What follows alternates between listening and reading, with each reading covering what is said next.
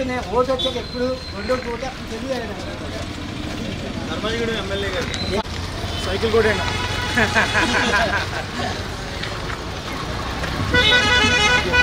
ఎంత 7 రూపాయల రేపు పొద్దున నారా చంద్రబాబు ముఖ్యమంత్రి అయితే 3 సెంట్రల్ ఫ్రీ గెలిపించండి ఖచ్చితంగా ఇళ్ల స్థలాలు ఇప్పిస్తారు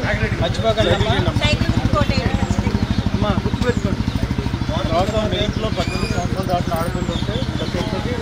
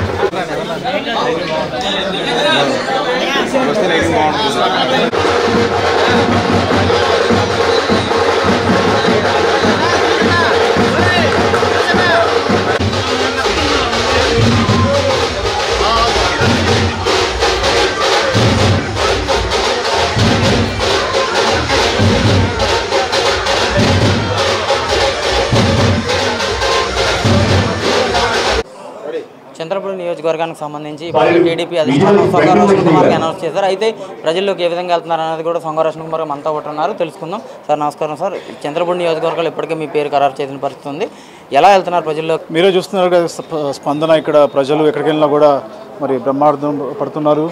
ప్రజల్లో మంచి మార్పు వచ్చింది. ఎందుకంటే వైసీపీ ప్రభుత్వం మరి చేస్తున్న మోసాలు కానివ్వండి, ఈ నియంత్రిత పాలన కానివ్వండి, ఇవన్నీ కూడా ప్రజలు గమనిస్తున్నారు. తప్పకుండా నారా చంద్రబాబు నాయుడు గారిని ముఖ్యమంత్రి చేయడానికి నిర్ణయించారు. ఇక్కడికే టీడీపీలో వర్గపోరం ఉంది, అందరిది ఒకటే గ్రూప్ అండి, ఒకటే పార్టీ, అది తెలుగుదేశం పార్టీ. తర్వాత నారా చంద్రబాబు నాయుడు గారి గ్రూపే. వర్గ విభేదాలు అంటే ఏం లేవు, చిన్న చిన్న డిస్టర్బెన్స్ అవి ఇంట్లో ఉండే సమస్యలే, పెద్ద సమస్యలు కాదు, పార్టీకి డ్యామేజ్ తెచ్చేది కాదు. అయితే వైసీపీలో కూడా ఇప్పుడు ఉన్న ఎలిజే గారికి ప్రోటోకాల్ పాటించకుండా కూడా ఇక్కడ వైసీపీలో ఒక సిట్టింగ్ ఎమ్మెల్యే ఉన్నప్పుడు కొత్తగా వచ్చిన ఇన్ఛార్జ్ ఆ సిట్టింగ్ ఎమ్మెల్యేని కలుపుకోలేకపోతున్నాడు. మరి అక్కడే తన వైఫల్యం అర్థమవుతుంది. ఒక సిట్టింగ్ ఎమ్మెల్యేని కలుపుకోలేకుండా వెళ్తున్నప్పుడు, మరి ప్రోటోకాల్ ఫాలో అవ్వకుండా ఉన్నప్పుడు మనిషి రేపు పొద్దున గెలిపిస్తే 2,70,000 మందిని ఎలా కలుపుకుంటాడు, నాయకులు ఎలా కలుపుకొని వెళ్తాడు, ఇక్కడే అర్థమవుతుంది వైఫల్యం వైసీపీకి ఇచ్చిన ఇన్ఛార్జ్ విషయంలో. అయితే మీకు దేనికి ఓటేయాలంటారు చంద్రపూడి నియోజకవర్గ ప్రజలు? గత 10 సంవత్సరాల నుంచి కూడా నేను నా చంద్రపూడి నియోజక ప్రజలకి అన్ని వర్గాలకి నేను సేవా కార్యక్రమం చేస్తూ వస్తున్నాను, ఇంకా చేస్తున్నాను. మరి ఎటువంటి పదవి లేకుండా కూడా నేను సాయం చేస్తున్నా, సొంత డబ్బుల్లోంచి.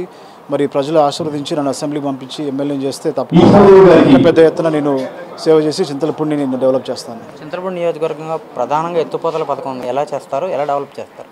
నారా చంద్రబాబు నాయుడు గారు చింతలపూడి విషయంలో, ముఖ్యంగా ఎత్తిపోతల ప్రాజెక్ట్ విషయంలో దాన్ని కంప్లీట్ చేస్తానని మొన్న కదిలరా చింతలపూడి జరిగిన బహిరంగ సభలో చెప్పారు. అంతకుముందు రోడ్ షోలో కూడా చెప్పారు. తప్పకుండా చింతలపూడి ఎత్తిపోతల ప్రాజెక్ట్ ఫినిష్ చేసే విషయంలో చిత్తశుద్ధి కలిగి ఉన్నది నారా చంద్రబాబు నాయుడు గారు.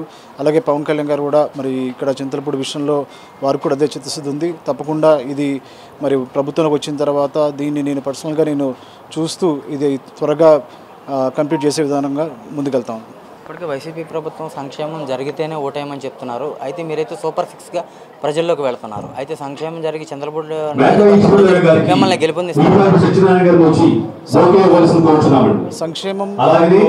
సంక్షేమం పేరుతో జగన్మోహన్ రెడ్డి బయట నుంచి తీసుకొచ్చి ప్రజల మీద భారం పెడుతూ 1,000-2,000 ఇస్తున్నారు. మరి అభివృద్ధి చేసి దాని నుంచి సంక్షేమం ఇవ్వడం అది నారా చంద్రబాబు నాయుడు గారు సాధ్యమవుతుంది.